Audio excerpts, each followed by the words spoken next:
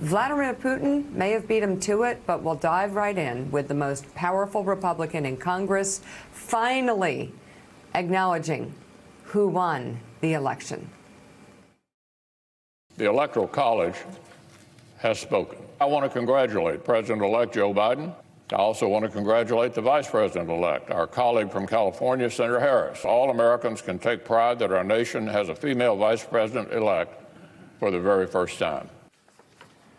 Oh, here we go. The president reacted to McConnell's comments, tweeting that it's too soon to give up. Wow. And that the Republican Party must finally learn to fight. But any sort of fight isn't likely to come from the Senate.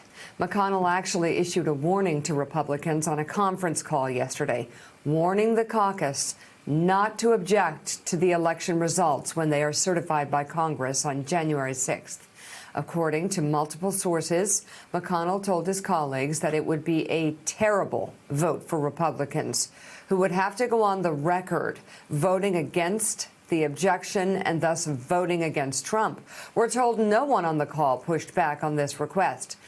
However, the same cannot be said for the House, where Minority Leader Kevin McCarthy has still so far refused to acknowledge Biden's victory.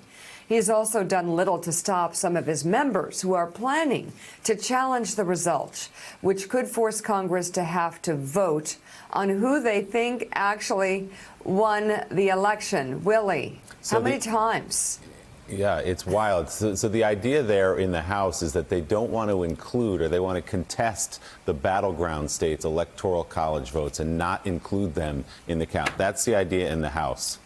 Go figure that one out. Casey, so obviously, Mitch McConnell said yesterday he does not want to go along with that. In fact, he dispatched Senator Thune around and said to his senators, to his Republican caucus, guys, don't even think about going along with this House idea. It's bad for us. It could be bad for us in Georgia.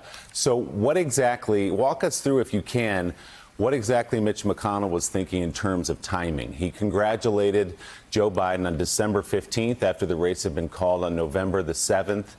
Was he always waiting for this date, and how does the Georgia race fit into all this?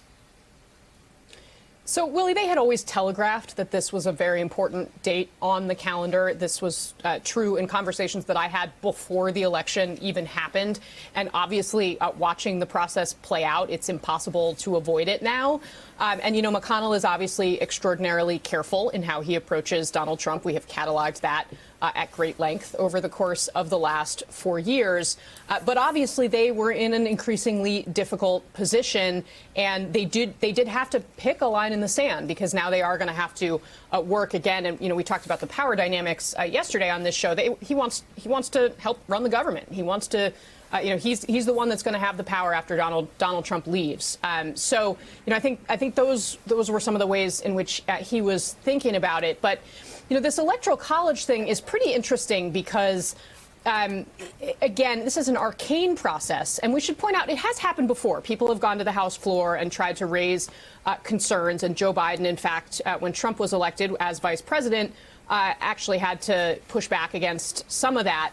But it's never been a real threat, and it takes the House and the Senate to actually cause a problem or cause action to be taken. So that's why McConnell's message to Republicans is so important, because if any one of his senators decides they want to go along with what's happening in the House, then all of a sudden things get much more difficult from a political perspective for McConnell. And the fact that they felt the need to not just say this on the conference call, but then this was a very clear example of them wanting to let everybody know that they had said this on the conference call. We're here talking about it. It was written about widely.